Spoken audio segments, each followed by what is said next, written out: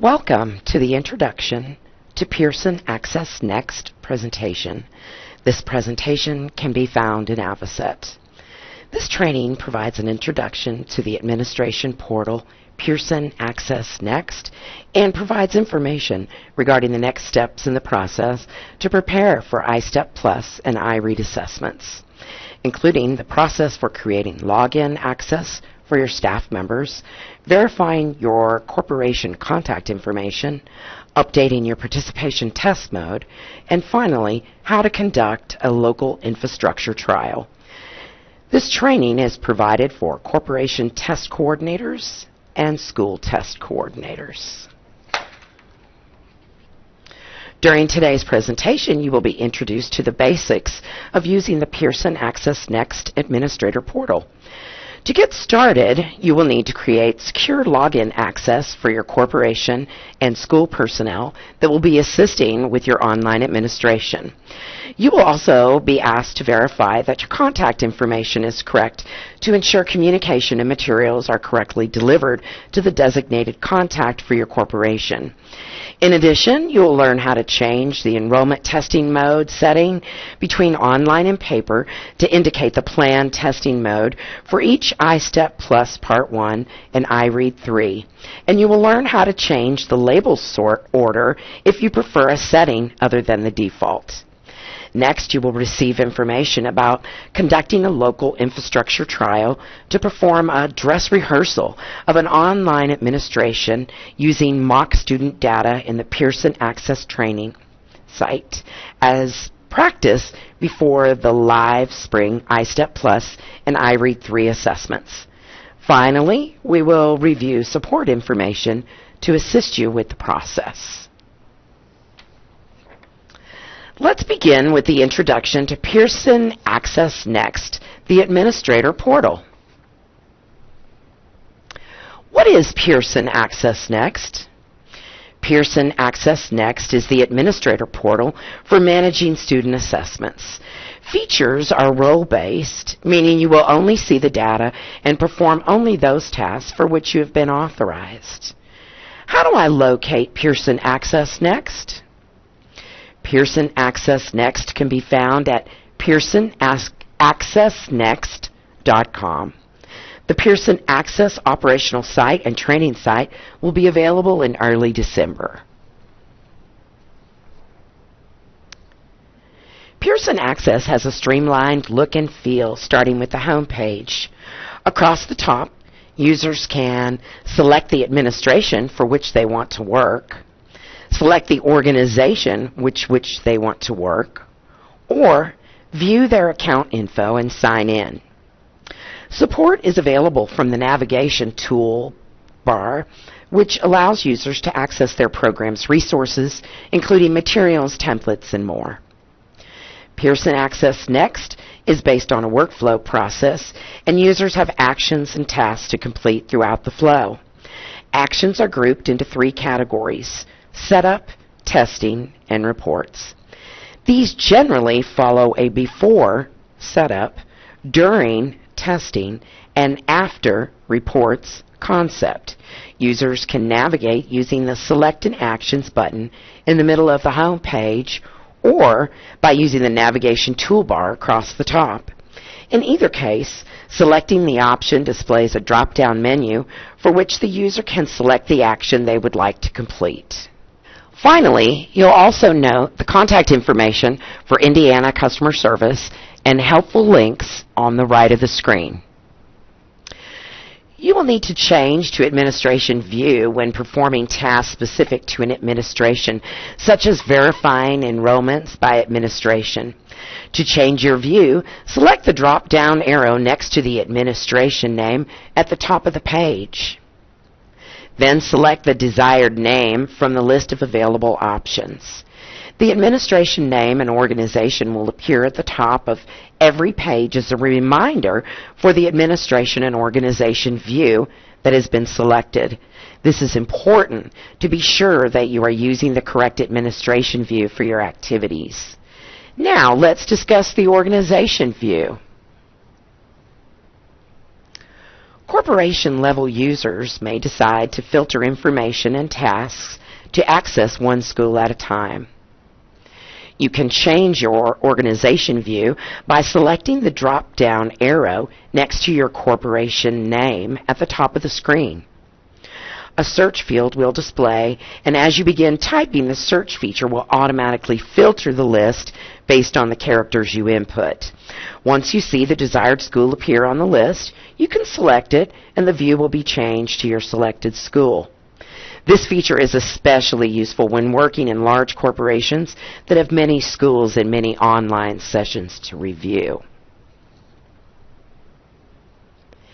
In the next section, we will cover user accounts and user roles, which allow or deny access to specific features and functionality within PearsonAccessNext. In PearsonAccessNext, users must be assigned roles to perform their responsibilities. Examples include a state role, corporation or school test coordinator, corporation or school technology coordinator, examiner or proctor, etc. Each user role contains a set of permissions to determine which tasks that specific user role can perform in PearsonAccessNext. Permissions are not assigned directly or individually to users. Instead, permissions are bundled into user roles. A user account may be assigned more than one role for users that may be performing a variety of tasks to support an online administration. For example, a user may be both a school technology coordinator and test examiner, and would therefore need assignment to both roles. Conferability defines the list of roles that one user can grant or confer to another user during the account management. Also, user accounts are tied to an organization. When creating user accounts, you will be given an opportunity to select which organizations that a user will be able to access. A corporation-level user may have access to all schools within the corporation, while school-level users may only have access to their respective schools. There are 6 primary roles that may be assigned to a user account. Corporation-level users and school-level users may have similar permissions for their respective role, but the school-level user may only have access to information tied to the specific school. There are also 3 reporting roles to provide access to published reports when the reporting window becomes available. You will receive more information about reporting features and assigning reporting roles during a later training event. You can create user accounts manually for one user at a time or in bulk through the user file import-export feature. First, we will discuss the steps to manually create or edit a user account. Begin by clicking the Users option from the main Setup menu. Next, select the Create Edit Users option from the Task menu. The first selection is to add organization access for the user account. If you are a school-level user, you will only be able to add your school for organization access. A corporation user can select the corporation organization for access to all schools within the organization, or you can select schools individually to assign access to one or more schools. This may be useful for IT staff that are responsible for supporting multiple schools, but not all schools within the corporation. Next, you will select one or more roles for the user account. The Account field allows you to enable or disable an account. The default is enabled. You can temporarily disable accounts to block access to the PearsonAccessNext site if needed.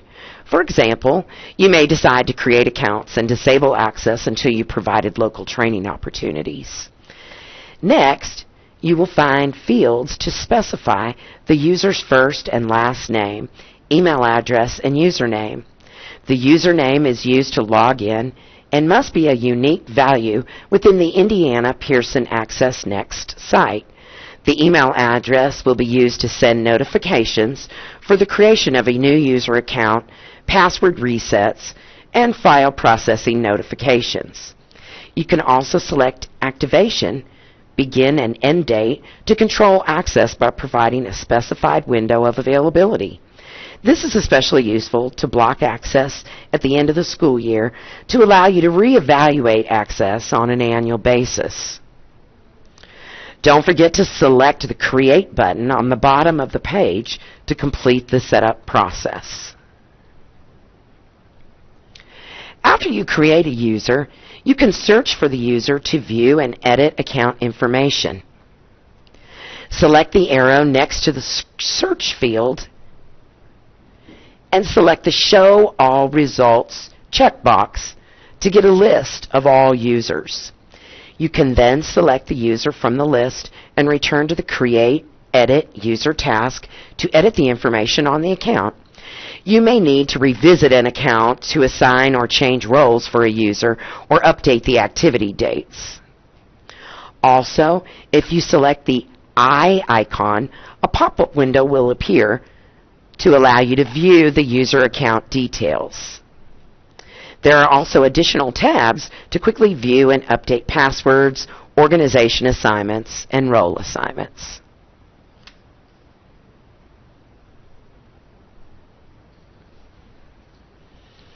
Another way that you can create user accounts in PearsonAccessNext is to use the Import-Export Data feature to add user accounts in bulk. This feature is only available for state, corporation, or school coordinators. All other users will receive login access from one of these 3 user groups within your respective organization. To begin, select the Import-Export Data menu option from the main Setup menu. Begin by selecting the Import-Export task from the Tasks menu and select Start to begin the task. Next, you will need to select which type of data file you would like to process. You can choose the export options to extract a list of users already in PearsonAccessNext. This will export a CSV that you can use as a template to create more users with the same or similar user account attributes. This new file can then be used to import accounts into PearsonAccessNext in bulk. Once you've created your import file, select the Choose File button to navigate to the File folder where the file is saved and make your selection. Then select the Process button to perform the import. Once you know the file has processed, you'll receive a notification email to let you know that your file import or export task has completed. You can view the details of the file process by selecting the file from the list on the Import-Export Data page. Then select View Details. Then select Start to begin the task. The Details page provides audit information regarding date and time stamp, number of records on the file, number that loaded successfully, and number of records in error. You can download the file from this page by selecting the Download link. You can choose to download only the records that did not load correctly by selecting the Download Records in Error link. Finally, you can download a file with error messages that resulted from records that did not load successfully by selecting the Download Error Messages link. If all records loaded successfully, you will not be given the last 2 options. Next, we will move on to verifying contact information that was loaded into PearsonAccessNext.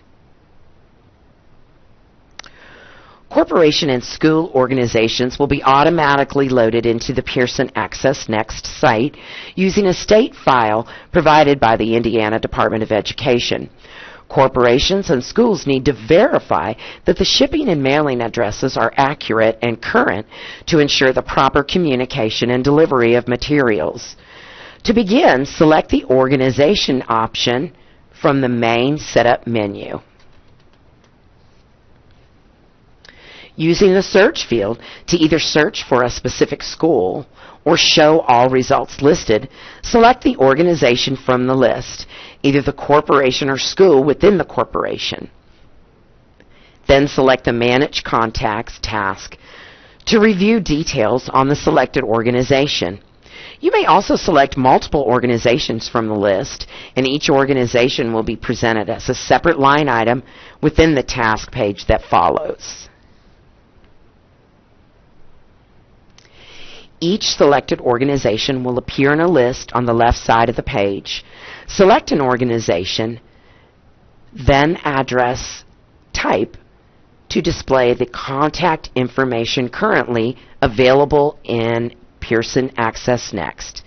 If the information is incorrect, you should communicate changes to the Indiana Department of Education via DOE online. IDOE will send information to Pearson to be updated in the PearsonAccessNext site. Next, we will move on to changing testing mode for iStep Plus Part 1 and iRead 3 if you're planning to test online for these administrations.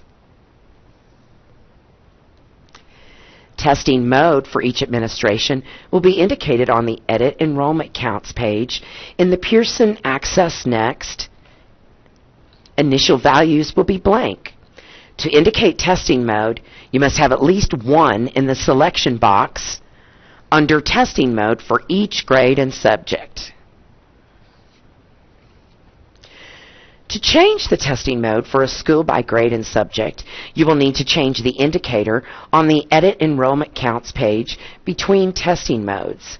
If both columns have an indication of 1, then paper will be the assumed testing mode. Likewise, no value will default to online testing mode for the grade and subject. Testing mode can be either paper or online, but not both for a given grade and subject. iStep Plus Part 2 is an online administration unless you are permitted by IDOE to test paper and pencil.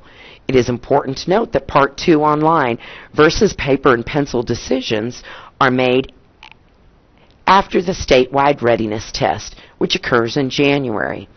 The test mode column is set to read only for iStep Plus Part 2. The indication flag designates testing mode, but is not an indicator of materials to be sent.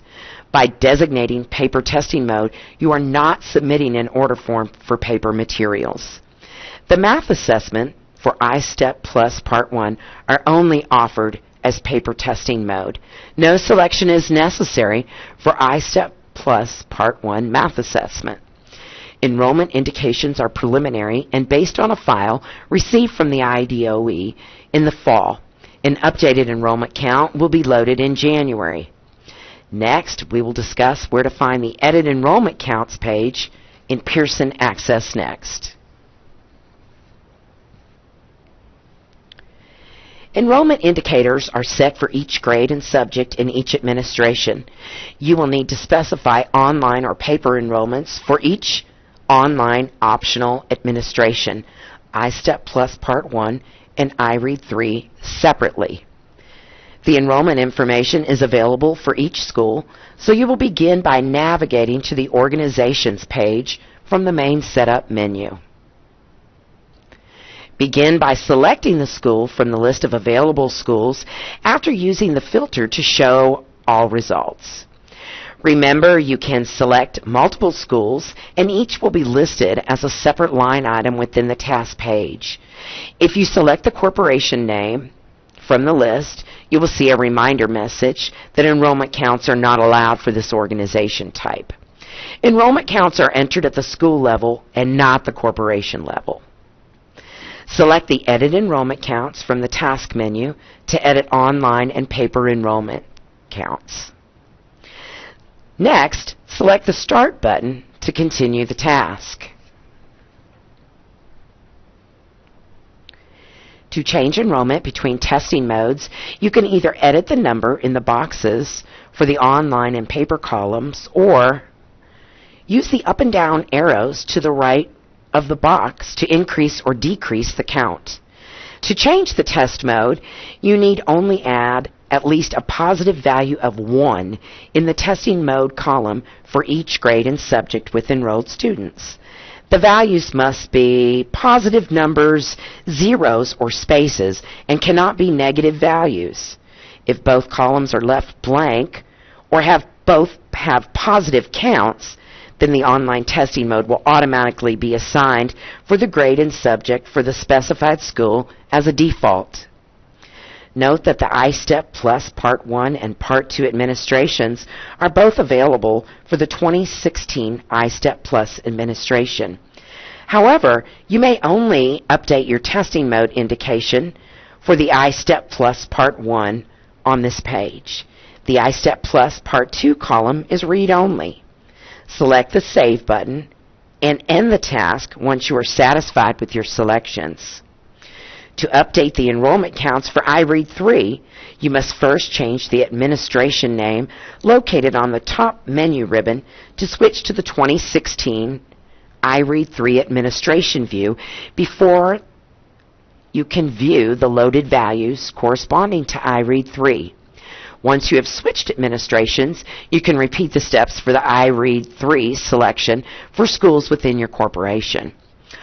Also note that this process determines testing mode for the bulk of your students, but will not prevent you from receiving paper materials for students that require a paper accommodation. Next, we will move on to changing sort order using the Manage Participation Tasks from the Organizations page.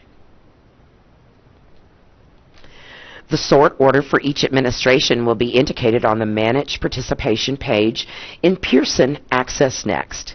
The process is new for this year, as the sort order selection will be made in PearsonAccessNext. Also, the subject option has been added to the sort order following the school column to add an additional tier of sorting.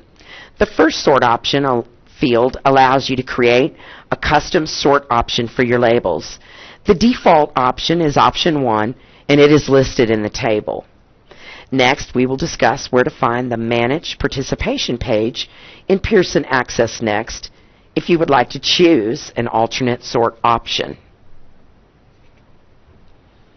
Like the option to indicate testing mode, the option to change the sort order is available from the Organizations menu from the main Setup menu.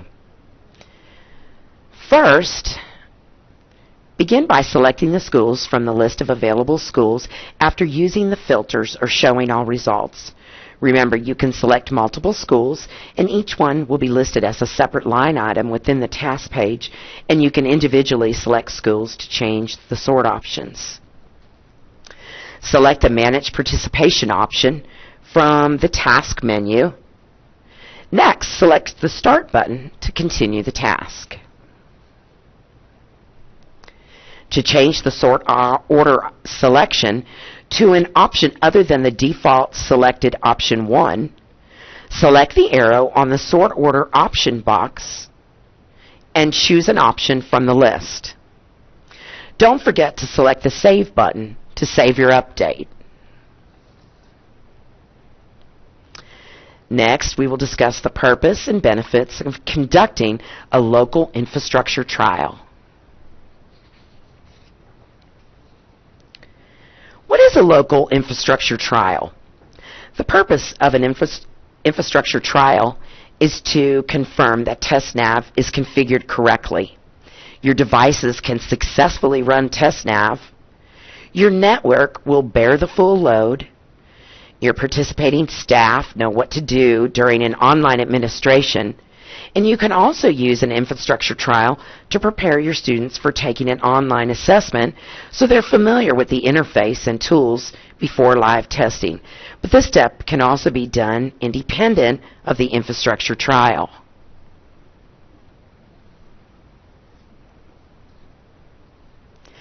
An infrastructure trial is an opportunity for corporations, schools, and students to prepare for the Indiana online assessments by simulating test day network utilization. This will help to determine any school or corporation issues and confirm all testing devices are properly configured and ready to run iStep Plus and iRead assessments. The infrastructure trial also provides opportunity to introduce students to the TestNav testing interface through the online test content. However, student participation is optional. Tests can be launched by school and corporation personnel. Unlike a live assessment, you will not use real student information. Instead, you will create sample students in the PearsonAccessNext training site. Student responses are neither captured nor saved when they interact with TestNav as part of the infrastructure trial process. The infrastructure trial should take approximately 30 to 60 minutes to administer if you have properly configured your environment and prepared your staff. Schools are encouraged to provide any feedback on the infrastructure trial to corporations in order to correct any problems before the live assessment. Before conducting an infrastructure trial, there is a technology setup that needs to be completed by technology coordinators and a set of tasks in PearsonAccessNext that test coordinators will need to complete.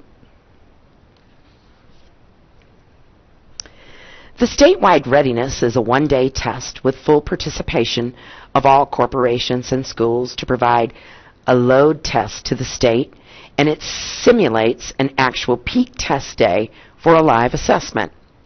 The infrastructure trial is a local dress rehearsal designed to perform an end-to-end test of environment configuration, device readiness, and staff readiness. This can be performed at any time after the training center has been made available in early December, but ideally is scheduled after you have completed all preparation steps and you're ready to conduct a live test administration. Conducting an infrastructure trial provides the school with a scheduled opportunity to practice in a low-stakes environment that can help identify possible problems and avoid delays during administration of the iStep Plus and iRead 3 online administrations. You should involve all corporation and school personnel responsible for an online assessment. An infrastructure trial provides the opportunity to collectively evaluate the test environment and identify and resolve potential issues prior to the live testing. You may even choose to conduct the infrastructure trial prior to the statewide readiness test to avoid issues for this statewide event. For example, you would want to include corporation and school test coordinators, corporation and school technology coordinators, test examiners and proctors. Student and community volunteer participation is optional.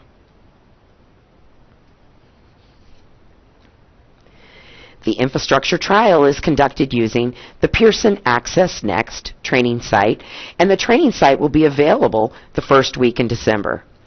You should first check with your CTC to see if the infrastructure trial will be performed from a corporation or school level.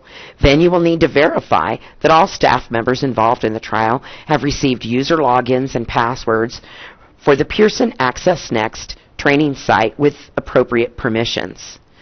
Note, the infrastructure trial can only be conducted in the training site, and the training site will be available in early December. We will conclude today's presentation with a final section containing resources to assist you and reminders of where you can find additional information about the features presented today and important contact information for the Indiana Customer Service Center should you have additional questions.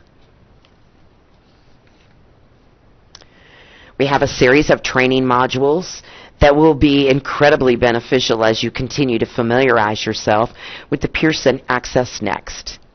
These modules include instructions on everything you will need to successfully utilize PearsonAccessNext before, during, and after testing. Avocet is accessible at avocet.pearson.com/in/home. and it's an online index of information including manuals, guides, and program resources. Avocet is a one-stop location for most of your needs. Only the latest version of resources will be posted to Avocet, which requires no login. Avocet is also mobile ready, meaning you can access it from your mobile or smart device. You can use Avocet to quickly locate information about the topics discussed in today's presentation. This concludes our training. If you have questions, you can contact Pearson's Indiana Customer Service at 866-683-6668, Monday through Friday from 7 a.m. to 7 p.m. Eastern Time, or by email at indiana_helpdesk@support.pearson.com. Thank you for attending this important training.